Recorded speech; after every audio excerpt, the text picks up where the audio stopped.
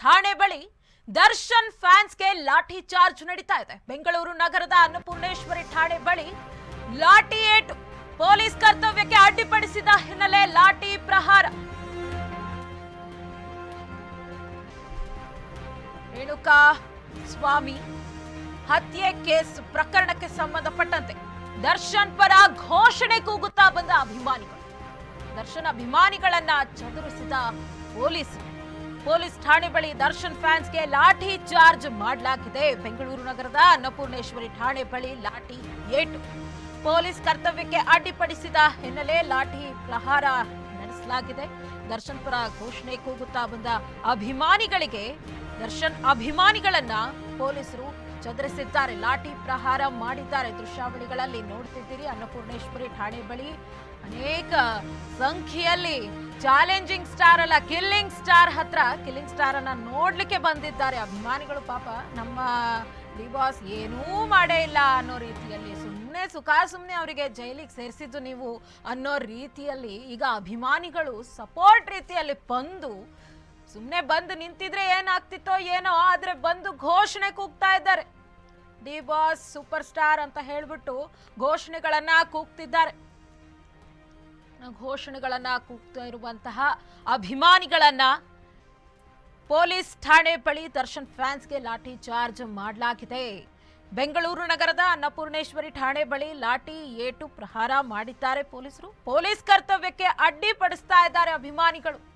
Darshan fans ಬಂದು ಸೇರ್ಕೊಂಡು ಅನ್ನಪೂರ್ಣೇಶ್ವರಿ ಠಾಣೆ ಬಳಿ ಸೇರ್ಕೊಂಡಿದ್ದಾರೆ. ನಮ್ಮ ಡಿ ಬಾಸ್ ಏನೋ ತಪ್ಪು ಮಾಡಿರ್ತಾರೆ, ಆಗ್ಲೇ ಅವ್ರು ಶಿಕ್ಷೆ ಕೊಡೋದು, ಇಲ್ಲಾಂದ್ರೆ ಹಾಗೆಲ್ಲ ಅವ್ರು ಮಾಡೋರೇ ಅಲ್ಲ ಅಂತ ಹೇಳಿ ದೊಡ್ಡದಾಗಿ ಹೇಳ್ತಾ ಇದ್ದಾರೆ. ಇನ್ನೂ ಸಹ ಅವರು ನಮಗೆ ಇನ್ಸ್ಪಿರೇಷನ್ ಅಂತ ಹೇಳ್ತಾ ಇದ್ದಾರೆ. ಇಂತಹ ಇನ್ಸ್ಪಿರೇಷನ್ ಎಲ್ಲ ಬೇಕಾ?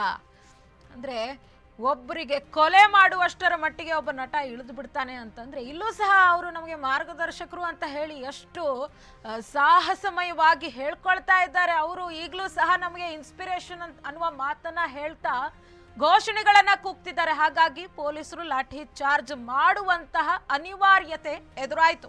ಸುಮ್ಮನೆ ಬಂದು ನಿಂತಿದ್ರೆ ಏನೋ ಬಂದು ನಿಲ್ಲುವ ಅಗತ್ಯನೇ ಇಲ್ಲ. ಓಕೆ, ಒಬ್ಬ ನಟ ಇದ್ದಾನೆ, ಅವರಿಗೆ ನಾವು ಇನ್ಸ್ಪಿರೇಷನ್ ಯಾವ ನಿಟ್ಟಿನಲ್ಲಿ ಮಾಡ್ಕೋಬೇಕು? ಅವರ ನಟನೆಯ ಮುಖೇನ, ಅವರು ಹೇಗಿದ್ದಾರೆ, ಅವರ ಸ್ಕಿಲ್ಸ್ ಆಗಿರ್ಬೋದು, ಅವರ ಟ್ಯಾಲೆಂಟ್ ಆಗಿರ್ಬೋದು, ಅದು ಇನ್ಸ್ಪಿರೇಷನ್ ಆಗಬೇಕೇ ಹೊರತು ಈ ರೀತಿಯಾಗಿ ಕೊಲೆ ಮಾಡಿದ್ದಾರೆ ಅಂದ್ರೆ ತಪ್ಪು ಮಾಡಿದವರಿಗೆಲ್ಲ ಕೊಲೆ ಮಾಡ್ತಾ ಹೋಗ್ಬೇಕಾ?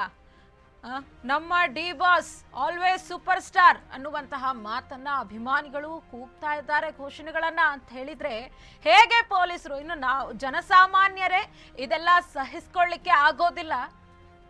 ಹಾಗಾಗಿ ಪೊಲೀಸರು ಯಾಕೆ ಸಹಿಸ್ಕೊಳ್ತಾರೆ?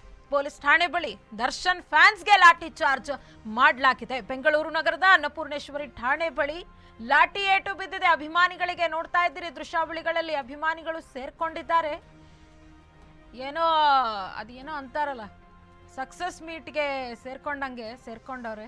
ಇದೇನು ಸಕ್ಸಸ್ ಮೀಟ್ ಅಲ್ಲ ಅಂತ ಹೇಳಿ ಯಾರು ಹೇಳಬೇಕು ಇವರಿಗೆ?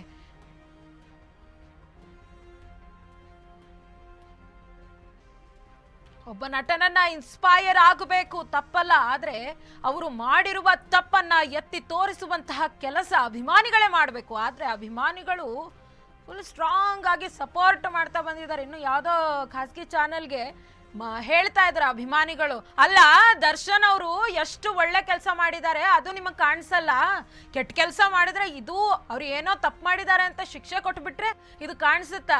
ನೀವು ಯಾರಾದ್ರೂ ನ್ಯೂಸ್ ಚಾನೆಲ್ನವ್ರು ಹೋಗಿ ಅಲ್ಲಿ ಏನಾಯ್ತು ಅಂತ ವಿಡಿಯೋ ಮಾಡ್ಕೊಂಡು ಬಂದಿದ್ದೀರಾ ಅಂತ ಹೇಳಿ ಪ್ರಶ್ನೆ ಮಾಡ್ತಾರೆ. ನಿಮ್ಮ ಮನೆ ಹೆಣ್ಮಕ್ಳು ಯಾರಿಗಾದ್ರೂ ನಿಮ್ಮ ಮನೆ ಹೆಣ್ಮಕ್ಳಿಗೆ ಈ ರೀತಿಯಾಗಿ ಮೆಸೇಜ್ ಮಾಡಿದ್ರೆ, ಅಶ್ಲೀಲವಾಗಿ ಮೆಸೇಜ್ ಮಾಡಿದ್ರೆ ನೀವು ಸುಮ್ಮನೆ ಬಿಡ್ತೀರಾ? ರಿಯಾಕ್ಟ್ ಆಗಲ್ವಾ ಅಂತ ಹೇಳಿ ಅಭಿಮಾನಿಗಳು ಪ್ರಶ್ನೆ ಮಾಡ್ತಾ ಇದ್ದಾರೆ. ಅಫ್ಕೋರ್ಸ್ ರಿಯಾಕ್ಟ್ ಆಗ್ತೀವ್ರಿ. ಏನಾದ್ರೂ ಆ ರೀತಿಯಾಗಿ ಮೆಸೇಜ್ ಬಂದ್ರೆ we will react, but we will not kill. ಹಂಗಂತ ನೀವು ಕೊಲೆ ಮಾಡೋದೇ ಇದಕ್ಕೆ ಪರಿಹಾರ ಅಂತ ತಿಳ್ಕೊಂಡ್ರೆ ಹಂಗೆ? ಆದ್ರೂ ಅದರಲ್ಲೂ ಒಬ್ಬ ನಟನಾಗಿ ನಟನೆಯಲ್ಲಿ ಎಷ್ಟೊಂದು ಕಲ್ತಿರ್ತಾರೆ, ಅದೇ ಒಂದು ಅಧ್ಯಯನ ಮಾಡಿದ್ದಾರೆ ದರ್ಶನ್. ಕಿಲ್ಲಿಂಗ್ ಸ್ಟಾರ್ ದರ್ಶನ್ ನಟನೆ ಕುರಿತೇ ಅಧ್ಯಯನ ಮಾಡಿದ್ದಾರೆ. ಇನ್ನು ಯಾವ ನೈತಿಕತೆ ಎಲ್ಲಿ ಮರ್ತು ಬಿಟ್ರ, ಮಾರಿದ್ರ, ಅಥವಾ ಅವ್ರ ಹತ್ರ ಇಲ್ವೇ ಇಲ್ವಾ ಅನ್ನುವಂತಹ ಪ್ರಶ್ನೆ ಮೂಡುತ್ತೆ. ಇನ್ನು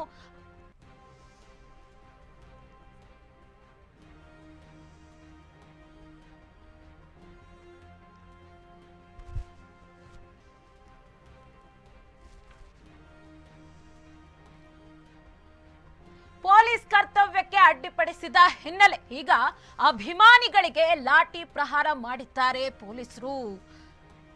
ಇನ್ನು ಕೊಲೆ ಮಾಡಿದ್ದಾರೆ, ಹಂಗಾಗಿ ಅವರನ್ನ ಅರೆಸ್ಟ್ ಮಾಡಲಾಗಿದೆ. ವಿಚಾರಣೆ ನಡೀತಾ ಇದೆ. ಏನು ತನಿಖೆ ಆಗುತ್ತೆ, ಅದರಲ್ಲಿ ಗೊತ್ತಾಗುತ್ತೆ ಯಾರು ಸರಿ ಯಾರು ತಪ್ಪು ಅಂತ ಹೇಳಿ. ಎಲ್ಲವೂ ನಡೀತಾ ಇರ್ಬೇಕಾದ್ರೆ ಅಭಿಮಾನಿಗಳು ಈ ರೀತಿಯಾಗಿ ಬಂದ್ರೆ ಅಫ್ಕೋರ್ಸ್ ಅದು ತೊಂದರೆ ಆಗುತ್ತೆ. ದರ್ಶನ್ ಪರ ಘೋಷಣೆ ಕೂಗೋದು ಎಷ್ಟು ಸರಿ? ಅಭಿಮಾನಿಗಳಿಗೆ ಅಷ್ಟು ಗೊತ್ತಾಗ್ತಾ ಇಲ್ವಾ ಯಾವುದು ಸರಿ ಯಾವುದು ತಪ್ಪು ಅಂತ ಹೇಳಿ? ಕಣ್ಣಿಗೆ ಕಾಣಿಸ್ತಾ ಇದ್ರು ಅವ್ರು ಎಷ್ಟೋ ಒಳ್ಳೆ ಕೆಲಸ ಮಾಡಿದ್ದಾರೆ, ಅದು ಕಾಣಿಸ್ತಾ ಇಲ್ಲ ಅನ್ನುವ ಮಾತನ್ನ ಹೇಳ್ತಾರಲ್ಲ ಅಭಿಮಾನಿಗಳು. ಇಷ್ಟು ಗೊತ್ತಾಗ್ತಾ ಇಲ್ವಾ ಅಂತ ಪ್ರಶ್ನೆ ಮೂಡುತ್ತೆ.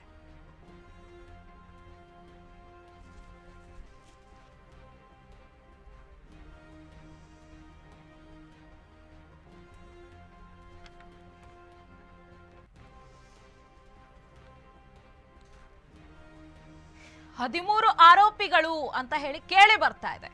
ಇದರಲ್ಲಿ A1 ಆರೋಪಿ Pavitra Gowda, A2 Darshan, challenging star Darshan,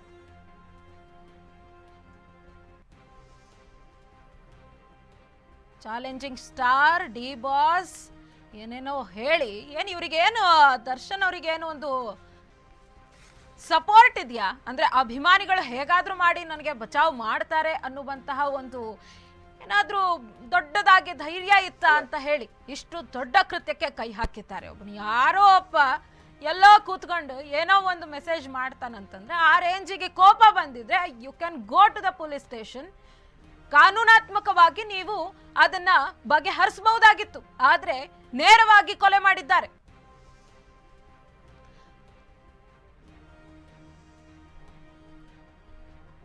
ಆರೋಪಿಗಳು ಅಂದ್ರೆ 13 ಜನ ಸೇರ್ಕೊಂಡು ಮಾಡಿರುವಂತಹ ಈ ಕೃತ್ಯ ದರ್ಶನ್, ಪವಿತ್ರ ಗೌಡ, ವಿನಯ್, ಎ ಪ್ರದೋಷ್ ಅಂತೆ, ನಾಗರಾಜು, ಪವನ್, ಲಕ್ಷ್ಮಣ್, ದೀಪಕ್ ಕುಮಾರ್, ಹಲವಾರು ಜನ ಸೇರ್ಕೊಂಡು ಮಾಡಿರುವಂತಹ ಈ ಕೃತ್ಯಕ್ಕೆ ಇನ್ನಷ್ಟು ತನಿಖೆಗಳಾಗಬೇಕು. ಇನ್ನಷ್ಟು ತನಿಖೆಗಳಾದ ನಂತರ ಕರೆಕ್ಟ್ ಆಗಿ ಪ್ರೂಫ್ಗಳು ಬಂದ ನಂತರ ಗೊತ್ತಾಗುತ್ತೆ.